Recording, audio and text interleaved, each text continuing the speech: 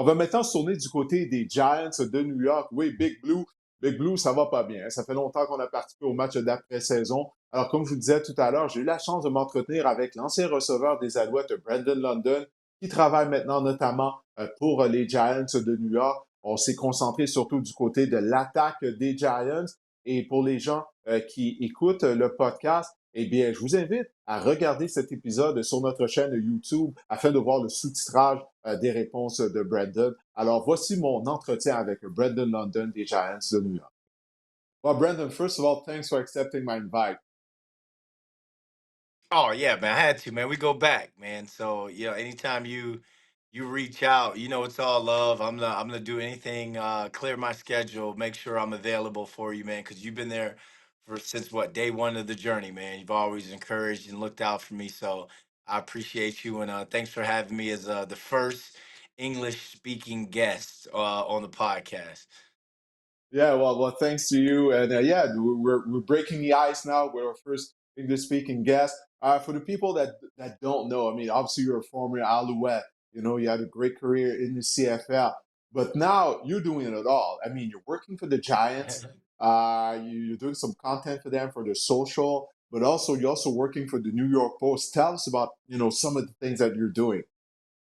Yeah, with the New York Post, I do all their sports content, man. Everything from the Giants to Jets to Knicks to Nets to Rangers, NYCFC, or as they say, New York City Football Club now. So, that gives me range to learn so much from Yankees to Mets to Jets, and just kind of breaking out of that box when it comes to people just looking at me as just a Giants guy.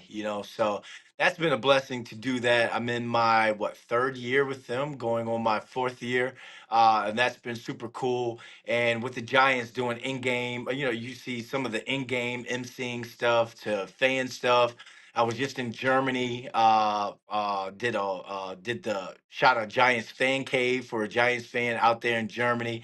I just shot some stuff with Chelsea FC before. It's in this business, Didier, we got to stay busy, we got to stay active, and it's show Mm-hmm. business, so you got to show the business, continuously show that you're working, because I feel as though the moment that you stop, the moment that you don't show that you're doing something, then that's when one of these new kids, these young kids with, that are breaking through on social media, that's when they come and try and take your job. So to me, it's Mm-hmm. trying to do anything and everything. Yeah, the more you can do, just like in football, right? Yeah, yep, yep. Trying to make a roster. I'm always a bubble guy when it came to trying to make a 53-man roster. So whether I had to play special teams, receiver, slot receiver, I would even punt if I had to, or try to kick field goals if Sean White wasn't such a good field goal kicker when I was with the Alouettes. But anything you got to do to make a team, anything you got to do to get in on that production, you kind of got to do it and do it well. Yeah, and that's a great message, for the young listeners, for our young viewers also.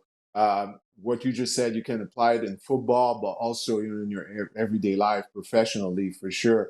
Listen, let's talk Giants football because training camp is about to Yep. start, man. Everything's going by so fast now. And the Giants, obviously, last season was a disappointment after making the season, after making the playoffs in 2022. Let's start off with Daniel Jones because I was reading that he didn't participate in minicamp. I mean, you were there. What can you tell us about Daniel Jones and his status? Is he going to be ready for training camp? And was he able to take part in minicamp? When it comes to OTAs and minicamp, he was cleared and he took all the individual reps and he took 7-on-7 reps. But when it came to full team periods, obviously they shut him down and didn't allow him to practice there, because you don't want a guy to fall into his legs. You don't want someone to Mhm. kind of roll up on him, and that set back his rehab process when it came to coming back from that ACL surgery. Daniel looks good.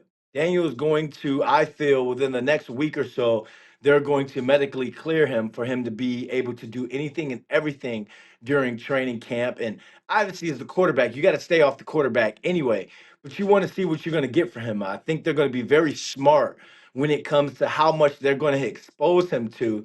But this is a big year for Daniel Jones, and it's a Mm-hmm. huge year for GM Joe Shane as well, and Brian Dable, because they chose to pay Daniel Jones over Saquon Barkley. So Daniel Jones having the year that he had last year was kind of inconsistent before he got hurt and wasn't able to finish another season. A lot of eyes are going to be on that knee. A lot of eyes are going to be on his arm, and the fact that he has a weapon like Malik Nabers now, which is a dynamic receiver that he's never had. He's never had a weapon like that to be that explosive. All eyes are going to be on Daniel Jones to see if he's the guy, not only for this year, but for moving forward as well. What was the Giants fans' reaction when Saquon signed with the Philadelphia Eagles? Not only is he leaving, did he leave New York, but also for the arch rival. I mean, this is PG-13 podcast, so I can't really say what they really felt and what they really thought. But here's one thing you don't do Give us a when censored you're version. okay, yeah, this was basically what the bleep or that bleep and bleep. There was a lot of that, not only in Twitter, but just in conversations that I had with a lot of people. And look, I've always been a Saquon guy. You saw the picture right there. I believe that was from his rookie year. Saquon never had a problem with him. He was always a great dude. Anytime I needed an interview, he'd be, okay, let's do it. Let's do it real quick. Especially when he's getting pulled from the ESPNs, the NFL networks. Anytime I needed something from Saquon, stand up guy, never got in trouble. But here in New York, one thing you don't do is you do not sign with the Red Sox. You don't sign with the Eagles, Cowboys. You do not go to rivals, because that's just one thing here in New York when it comes to these sports fans. They're gonna love you to death while you're here. When you go somewhere else, they're like, okay, good luck. You got your money. Go ahead, do your Hmm. thing. But the fact that you went to the EAGLES Eagles, there's a lot of sports fans here, man, that will never let that would never let that live. They're never going to look at Saquon in the same way. A lot of fans can't. It's not like us. We played the game. We understand. It's like, go get your money. Or in that case, as you saw Hard Knocks last night, he didn't really sign for that much more than what the Giants had kind of came Hmm. back and countered from that original offer from the Eagles. So that, I think, put a even more of a bitter taste in fans' mouths, because it's like, okay, you said you wanted to be a Giant. You said you want to be a Giant for life. You got similar contracts offered for you, but you still hopped on I-95 and went down to the rival. Here's how I look at it, because if you are going to have similar contracts thrown at you, you're going to look at, where can I win? Where can I eat? And if you look at the infrastructure for the Eagles in the last couple of years, they're in a better position to win now. We don't know what the Giants are going to be. So he looked at it, or just my guesstimation, just my thoughts is, I think he looked at, okay, similar deals, similar money. Why don't I go somewhere that has a better offensive line, in the eyes of every better quarterback, better threats in terms of weapons on offense, where I can really show that I'm Saquon Barkley and why I was the number 2 pick of the draft years ago. So I look at it as, from the player standpoint, from me, brilliant move. I'm going to go where I can be in position to win and win championships. But obviously, from the, I guess you could say, Giants fan in me, or the person that understands Giants fans, I can see why they would be upset and why they'd be bleeping him. So at the end of the day, both sides kind of got what they wanted. You can see the owner John Mara talk about he would lose sleep if Saquon went to the Eagles. But I feel as though, that right now it looks like the Eagles are up when it comes to that transaction. But that's why we play football. That's why we got a long season ahead of us, and it's just going to be something to keep an eye on for the rest of the season. Yeah, for sure. And also Saquon is from Pennsylvania. Obviously, he played at Penn State, so he's going back home. But I can't wait for the Giants to play the Eagles, especially Oh, at MetLife Stadium, and to see the crowd reaction when Saquon's going to step onto the oh, field. It's going to be I'm something. gonna hype that. I'm gonna hype the crowd up so much when it comes down to that game. I'm gonna get them so fired up when it comes to that game. And if you think about it, just think if both teams are doing well. Like it's one Mhm. thing, let's say it's one thing if the Giants aren't playing well and the Eagles are doing well. But let's say both teams are kind of 1-2 in the division at that point. What is it like October sometime they play it's late October or November or something. I forget the schedule, but I mean that game's going to have so many implications, so many storylines behind it. And as a player, that's why we play. But as media guys, this is why we are Mhm. media. We're gonna get all the clicks, all the It's going to be an clickbaits in the easy week for world. you to produce content. It's going to be an easy Easy week for you. week, Easy work. easy week, easy work. So I mean, I'm so excited for the season, just throughout all the storylines. Not only from the Giants, but for but just through the NFL as a whole. Yeah, earlier you mentioned Malik Nabers' name, the Giants' first round pick, former LSU wide receiver. You saw him in action during minicamp, during the OTAs. How did he look?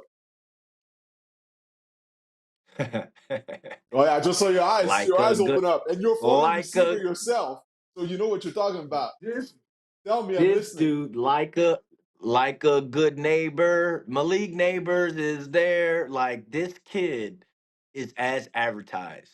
This kid is going to be special. He is explosive. He has sticky hands, catch radius. He's a dog. He's a football player. He has the utmost confidence in himself and his ability. He's a guy that I feel as though there's certain quarterbacks. I mean, there's certain receivers out there to where they need a great receiver to get I mean, they need a great quarterback to get 1,000. I think he can get his 1,000 with just any quarterback that you throw out there. As long as obviously he's got to be a quarterback that can kind of get him the rock, per se. But you look at what he's going to be able to do when he catches a 5-yard slant, takes it for 50. They throw the ball to him down the field, and he goes up and makes contested catches. When he gets the comparison to Odell Beckham Jr. and people call him Odell 2.0, I don't I don't know just yet. I don't want to disrespect or throwback OBJ because I've seen OBJ make some crazy catches not only Yeah, in the I was game, about to but say. I mean, practice. they're both from LSU, but come on. I mean, is he really at that level? Because I think people forget how great Odell was as soon as he stepped on the field, during his rookie season. Remember, he was injured at the beginning of the regular season. I think he missed maybe Yeah, three, four yeah. games. I remember I would see the highlights. So I was like, man, number 13, who is that? Odell was so explosive. Do you see the same type of traits in Did Malik it? Nabers? Did it? No disrespect to OBJ at all. One of my favorite receivers of all time. But this kid, Malik Nabers, is going to be that deal. He is going Really? to Okay. be that deal. Like just the way I remember. I want to go back to I think it was 2016 or 17. We were in the field house and Giants were practicing. It was Janoris Jenkins, Jackrabbit, and Landon Collins going up for a ball with Odell's like 40, 50 yards down the field. Odell goes up for it. They all go up for it, catches it. They both fall. Janoris Jenkins and Landon Collins, two Pro Bowlers, by the way. They Right. fall. Odell sticks the landing and just dances about 15, 20 yards into the end zone. Now, let me break this down. The fact that he went up for it the way he did, elite. The fact that he caught it, elite. But here's what separates Odell, vintage Odell. 9 out of 10 receivers are falling the way he went up and Right. caught the ball. They're gonna fall. They're gonna catch it and fall. This dude stuck the landing. That's how athletic he was, and then just danced. Janoris Jenkins and Landon Collins, they both fell, and he kept dancing. Malik Nabers has that type of athleticism, that type of the ability to attack the ball at any point, not just the highest point. So for me to be able to see that type of athleticism and catch radius that he has, I'm looking at it like I haven't seen that since Odell. Hmm. Haven't seen that since Odell. So Well, man, I you got I me put fired him up down about as a check. Malik Nabers now. I can't wait to see him in Absolutely. action. You got me fired up, absolutely. Well, hey, Absolutely. listen, Brandon. Absolutely.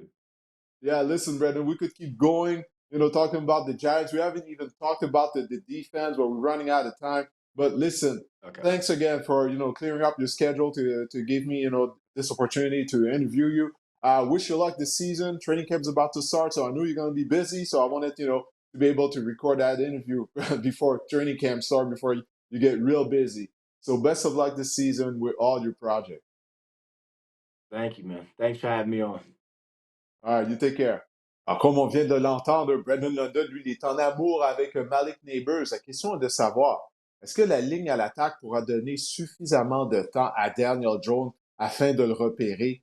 Parce que Marc-André, ça doit faire 10 ans, là, même à l'époque où Eli Manning jouait, on avait des ennuis à la fin de la carrière d'Eli. On avait des ennuis au niveau de la ligne à l'attaque.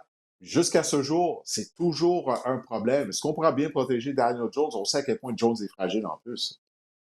Le problème, c'est qu'on a fait des acquisitions de joueurs habiles ou de joueurs au potentiel étoilé, disons ça comme ça, à des positions clés. Mais la ligne à l'attaque qui a alloué 85 sacs l'année dernière, qui en a alloué 20 de plus que quiconque dans la NFL, ben, on a essayé de la revamper, puis je ne suis pas convaincu que ce sera un succès encore une fois cette saison. Fait que tout va passer par la ligne à l'attaque. Puis en attaque, on a quand même, l'année passée, on a terminé au 30e rang en termes d'attaque de verges générées en attaque du côté des Giants. Puis on a perdu nos deux meilleurs joueurs en attaque, en Saquon Barkley et Darren Waller, qui est parti à la retraite. Donc, pour moi, l'attaque, on a beau aimer.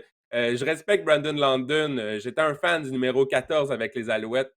Oui, c'est beau, Malik Nabers, mais je pense encore qu'on a des trous. On a Devin Singletary aussi. C'est pas Saquon Barkley, malheureusement. Donc, je pense qu'on a beaucoup, beaucoup, beaucoup de questions en attaque encore du côté des Giants. Définitivement, la ligne offensive demeure un point d'interrogation parce qu'on a mis sous contrat Jermaine Illuminor, ancien des Raiders, John Runyon, ancien des Packers. Mais est-ce que ça va être suffisant afin justement de solidifier la ligne à l'attaque? Moi, j'ai des doutes là, parce oui, c'est bien beau, là, on a mis sous contrat deux joueurs de ligne à l'attaque, mais c'est pas deux grands joueurs. Alors, est-ce que ça va être suffisant? Bon, on aura la réponse à partir du mois de septembre, mais j'en doute fortement. Et puis, ben, tu as parlé de la retraite de Darren Waller. Ça vous l'apporte un joueur canadien, un choix repêchage, Theo Johnson, un ancien de Penn State. Lui, il a la voie libre là, maintenant pour devenir l'ailier rapproché partant du côté de l'attaque des Giants de New York. Et si on jette un coup d'œil de l'autre côté du ballon, en défense, on a fait l'acquisition par voie de transaction du chasseur de corps Brian Burns, anciennement des Panthers à Caroline. Alors là, on va le jumeler au sein de la ligne défensive à Kayvon Thibodeau, notre ancien choix de première ronde, oui, et Dexter Lawrence, qui est un des meilleurs plaqueurs. Alors, au moins, là, il y a un potentiel d'une ligne défensive qui pourrait donner des mots de tête aux coordinateurs à l'attaque des équipes adverses. La tertiaire, pour moi, bon, elle demeure encore une fois un point d'interrogation. Qu'est-ce que tu penses, toi, défensivement, de l'arrivée de Brian Burns jumelé à Kayvon Thibodeau? Parce que traditionnellement, les Giants, lorsqu'ils sont bons, ils ont une bonne ligne défensive. On s'en souviendra, il y a un peu plus d'une décennie maintenant avec Michael Strand, Justin Tuck, aussi Emmanuel Yora. Tu remontes des années 80, années 90 avec Lawrence Taylor. Ça commence avec les chasseurs de cartes traditionnellement, les bonnes formations des Giants. J'abonde dans le même sens que toi. Je pense que le front défensif est quand même impressionnant. Va faire peur au corps adverse cette saison. Burns est une excellente acquisition. Je pense qu'on avait besoin de playmakers, comme on dit, de joueurs qui peuvent faire la différence en défense, dans le front défensif. Avec Thibodeau, ça va être incroyable. Je pense que ce sera ça, la force des Giants. On va pouvoir mettre de la pression à bon escient sur les corps adverses. Donc oui, c'est la force des Giants. Tu as parlé de la tertiaire qui demeure surprise. On a perdu Xavier McKinney aussi aux Packers, si ma mémoire est bonne. Ça va faire mal à la Oui. tertiaire en défense. Mais oui, le front défensif risque d'être exceptionnel. Mais encore là, j'ai mes réserves. On parle dans la tertiaire des Giants. C'est ça. Gros fond défensif, réserve dans la tertiaire. J'ai bien hâte de voir ce que ça va donner. Tout à l'heure, j'ai dit avant l'entrevue de Brandon London que ça faisait longtemps que les Giants ont participé aux éliminatoires. Ils avaient participé au match après-saison il y a 2 ans. Je l'avais oublié. On avait même gagné un match éliminatoire. Souviens-toi, ils avaient éliminé les Vikings du Minnesota. Mais bon, est-ce que les Giants pourront participer aux éliminatoires cette année? J'en doute fortement. Quel est l'état d'âme, justement, des partisans de Big Blue à New York? Parce qu'on n'a pas de succès depuis que Tom Coughlin a quitté l'organisation. Ouais, c'est ça, hein, le logo NY. Ça, c'est pour next year, next season, parce que c'est ce qu'on dit à tous les ans à peu près du côté des Giants. On le voit, regarde-moi ça, les emojis. On est fâchés même là, du côté des Giants. On trouve que l'équipe est probablement pas assez améliorée. Alors, ça va être une troisième saison pour le duo formé du DG Sean et de l'entraîneur-chef Brian Daboll. Ça passe sous sa case, selon moi, pour eux. Qu'est-ce que tu en penses? Je pense comme toi. J'aimais tellement Brian Daboll comme avec les Bills, puis je suis un peu triste de savoir que c'est difficile comme entraîneur-chef.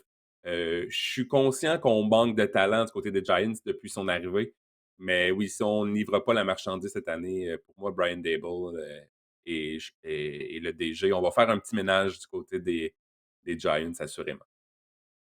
Je crois que c'est la pire chose qui va leur arriver, cette participation aux éliminatoires il y a 2 ans, parce que c'est comme s'ils se sont Mhm. mis à croire qu'ils avaient une bonne équipe. Puis, écoute, tant mieux, ça a été un bel accomplissement. On savait qu'on avait joué beaucoup de chance lors de cette saison. Essentiellement, Daboll, qu'est-ce qu'il avait été en mesure de faire? C'est d'aider Daniel Jones à réduire son nombre d'interceptions. Mais comme tu l'as dit, la formation de New York, elle n'est pas talentueuse. Je crois pas que les Giants vont être améliorés cette année. Alors, ça pourrait bien être la dernière saison de Et, Brian Daboll à la barre de l'équipe. et on a signé Daniel Jones à long terme. Ça a été pour moi une erreur. Jusqu'à preuve du contraire, et on peut me faire mentir cette année, il y a encore là du temps, Daniel, mais pour moi, ça a été vraiment une erreur du côté de l'organisation, puis je pense que justement, les têtes vont tomber ou des têtes vont payer si jamais on n'arrive pas à, disons, à s'améliorer au niveau de la fiche cette saison du côté des Giants. Ouais, une chose qu'on sait de Daniel Jones, c'est qu'il a besoin de l'aide de l'attaque au sol afin de connaître du succès. Je crois pas que Singletary est un meilleur porteur de ballon que Saquon Barkley. Singletary, écoute, il a connu une belle saison l'année dernière, mais seulement 5 pieds, 7 pouces. Daniel Jones n'a jamais complété au moins 25 passes de toucher en une saison, Marc-André. Il n'a jamais passé pour 3500 verges en une saison. Il a besoin de ses jambes. Mhm. Il se remet d'une blessure, un genou, parce qu'il y a un carrière mobile. Est-ce qu'il va avoir la même mobilité? Ça reste à voir vraiment ça. Alors Et, maintenant, l'autre. Oui, vas-y. il serait peut-être meilleur, Didier, avec une ligne à l'attaque, mais c'est ça le problème. C'est un cercle vicieux un peu. Oui, non, il y en a jamais. La ligne d'attaque est toujours un problème du côté des Giants. Alors maintenant, l'over-under, plus ou moins 6 victoires et demi pour les Giants de New York cette saison. Honnêtement, là, faut le dire, Vegas, ils comprennent. Tu sais, ils mettent des over-under, des totals de victoires quand même plausibles. 7 victoires, non, je crois pas que les Giants vont avoir 7 victoires. 5, 6, puis on aura la tête du DG et de l'entraîneur-chef à la fin de la saison. Donc pour moi, c'est un moins. Ah, moi aussi, moins de 6 victoires et demi. Ouais, je ne vois pas les Giants gagner 7 matchs d'aucune façon. Puis on a vu la statistique dans le bas de l'écran. Depuis la dernière conquête du Super Bowl par les Giants en 2012, on a seulement eu 2 saisons gagnantes. Alors, ça fait longtemps que ça va mal là, du côté de New York. On parle d'il y a 12 ans, là, leur dernière conquête du Super Bowl. Alors, comme je le disais tout à l'heure, depuis le départ de Tom Coughlin, ça va pas bien. J'ai pas de raison de croire que les Giants pourraient gagner 7 matchs. Alors oui, moins de 6 victoires et demi pour Big Blue.